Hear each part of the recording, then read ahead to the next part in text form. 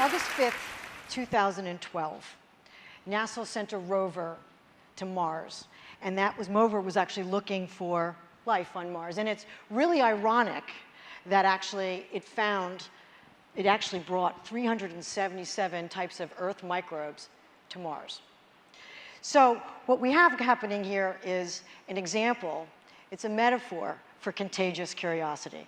And that's what I want to speak to you about right now. Specifically, I've been studying curiosity for over 10,000 hours, for over 10 years. And I've been looking at how to quantify it, how to track it, how to measure it, how to inspire it, and how to nurture it. And I'd actually like to share with you some of the findings for some primary research in this past year. But what I'm particularly interested in looking at is how do we create an epidemic of curiosity? And is there something like a patient zero of curiosity, somebody who infects the world with curiosity? Some of the interesting findings might reveal that to you. First of all, let's talk about how do we track curiosity. So with great leaps in science and technology in the past decade, we've been able to track the biometrics and behavioral signals from humans to be able to track whether they are curious or not. So eye dilation, eye movement, head cock, body language, brain waves, language, such as exploratory language like why and should and could and what if, right? So we can track it. We can actually quantify a curiosity quotient. But what you might not know is the benefits of curiosity. There's mounting evidence that curiosity actually makes us more happy. It's actually attributed to success in life. Curious people have more sex. Curious people are actually more collaborative and more empathetic. Curious people spend more on entertainment and food and beverage and also travel. And there's also a correlation between curiosity and longevity.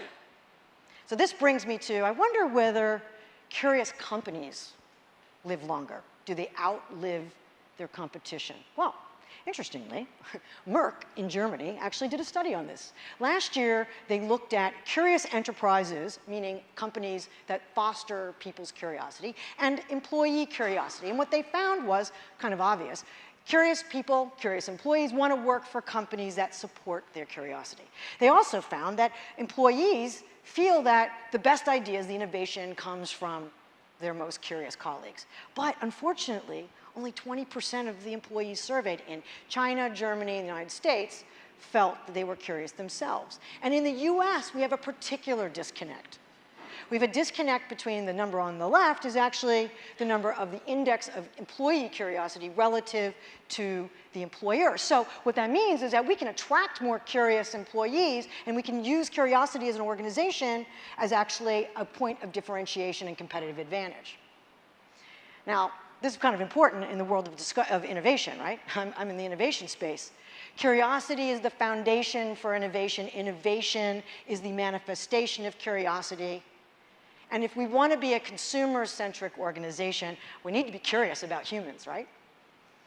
But I'm concerned about something which I'm naming and I'm calling the curiosity deficit.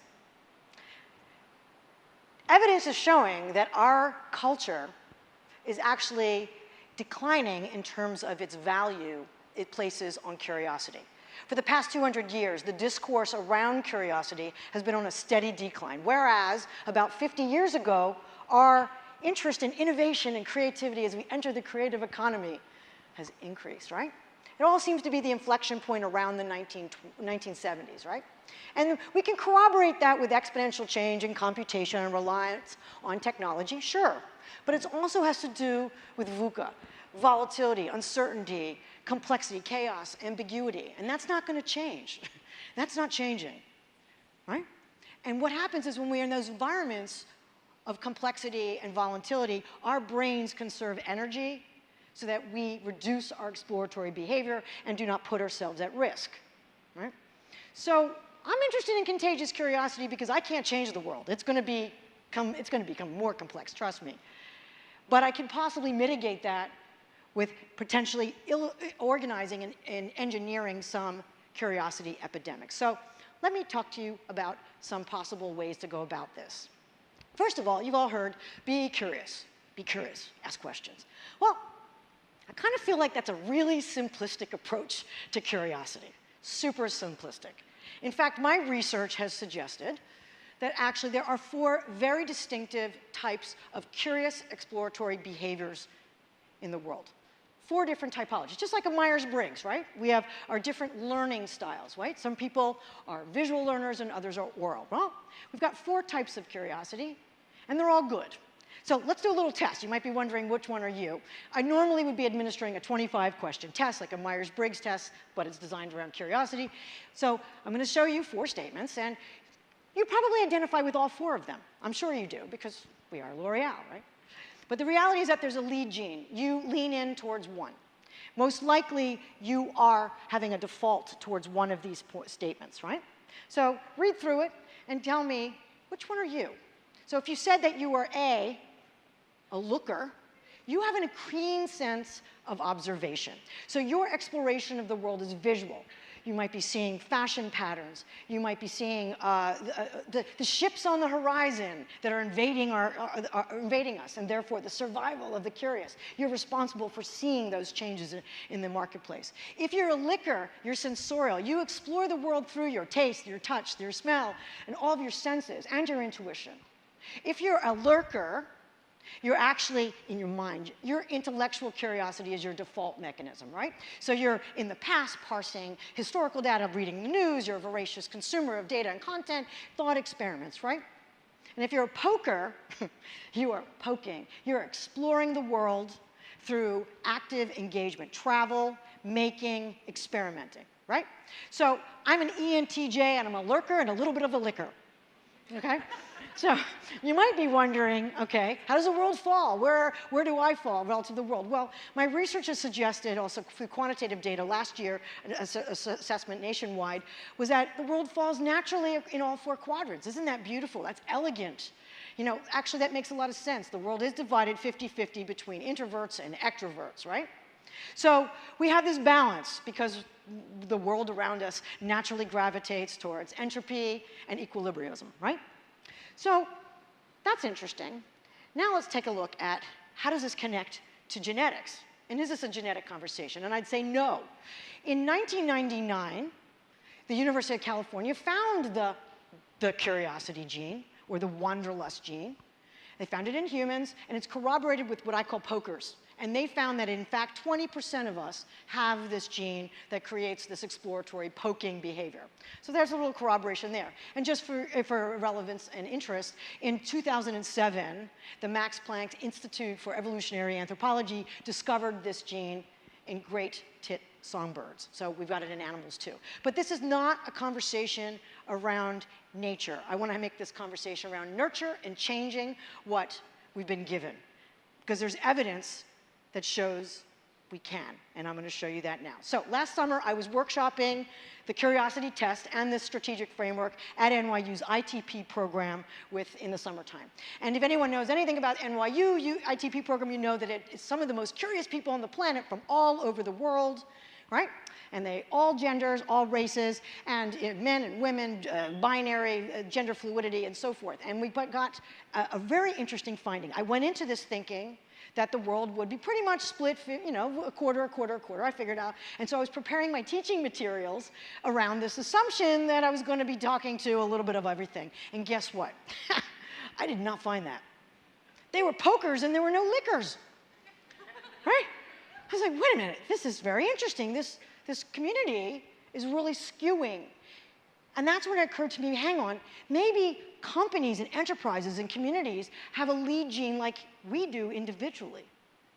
Maybe we skew. And I tested it over and over again with different companies and enterprises, and it happens. And I wonder, what's our skew at L'Oreal, right? This is because we are self-selecting our world. The algorithm bubble, right? You all heard about it. So we are choosing who we want to be, and technology enables that. Our dating apps, our social media. We are curating our bubble, and we are sticking with the people with our own type of curiousness. So now let's experiment. What happens if we push you outside your bubble? That was the second experiment I conducted at NYU ITP last summer.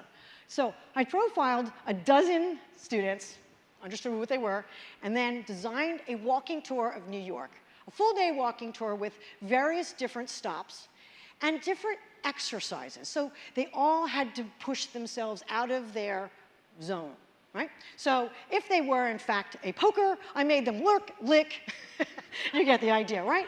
And so forth. And so the idea here was a series of exercises throughout the day to push them into their different curiosity typologies, right?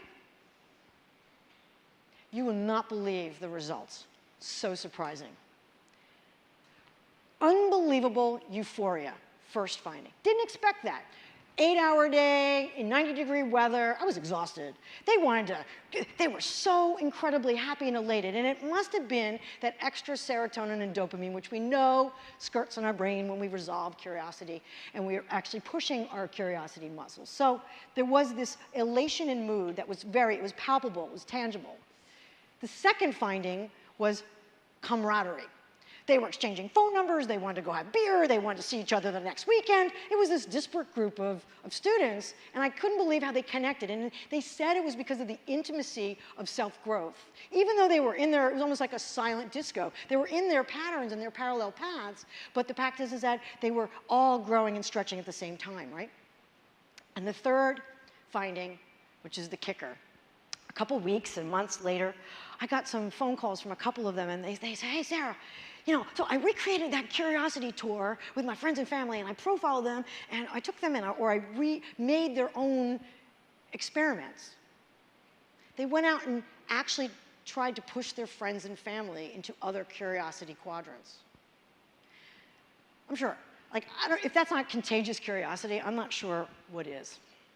So you might think, why do I have to do this? Why do I need to push myself outside of my 4 zones? What's the benefit of this, right? Well, when I was looking for patterns of people that we hold up as icons of curiousness, your Da Vinci's, your Einsteins, your David Bowies, the people that are really catalytic, they have worked really hard to be in all 4 quadrants. They are lookers and lickers and lurkers and pokers. Just take Einstein, for example. Of course, he was a lurker. He was intellectually curious, but he was also very, very visual and sensorial and sexual.